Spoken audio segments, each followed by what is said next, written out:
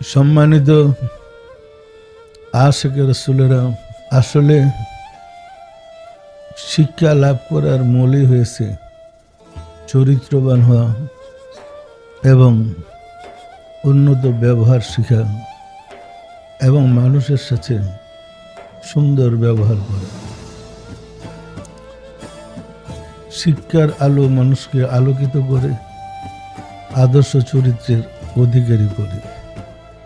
সৃষ্টির শুরু থেকে শিক্ষা ছিল, তবে সে শিক্ষা ছিল আল্লাহ প্রদত্ত শিক্ষা।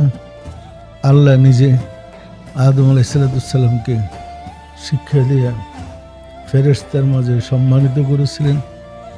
ফলে ফেরেশতারা আদমকে সেজদা করতে বাধ্য হয়েছিল। প্রত্যেক যুগে যুগে এই শিক্ষা লাভ করার জন্য আল্লাহ নবী পাঠিয়েছেন, রাসূল পাঠিয়েছেন। উনাদের যুগে মানুষ শিক্ষা লাভ করে উন্নত চরিত্রের অধিকারী হয়েছেন এবং আল্লাহকেও পেয়েছেন। শিক্ষা মূলত আসছিল আমাদের মাঝে মানবীয় গুণ বিকশিত করার জন্য।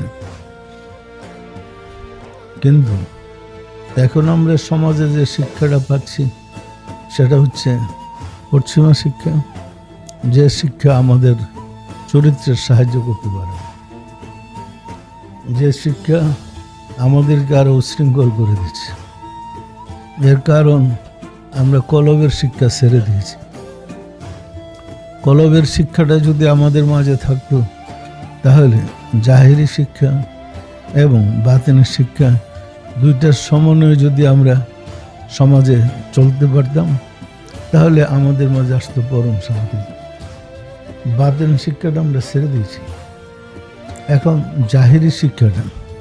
তো জাহিরি শিক্ষা আমরা এখন ওই পশ্চিমা কালচার আমাদের ভিতরে বেশি ঢুকে গেছে।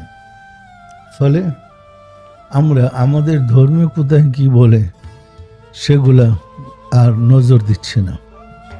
আরেকটা কারণ হইল আমাদের সমাজে যে হুজুররা আছেন, হুজুরদের আচার আচরণে, কর্মকাণ্ডে সমাজের লোকজন ওদের ঘৃণাই করে। ওরা মনে করে হুজুররা পছন্দ করে না শিক্ষা। যেমন আমাদের খারিজি নসবের মাদ্রাসাগুলো আছে, কওমি মাদ্রাসা বলে এখন, ওরা তো বাংলা, ইংরেজি, অঙ্ক এগুলো পছন্দ করে না। ইদানিং কিছু সংযোগ হইল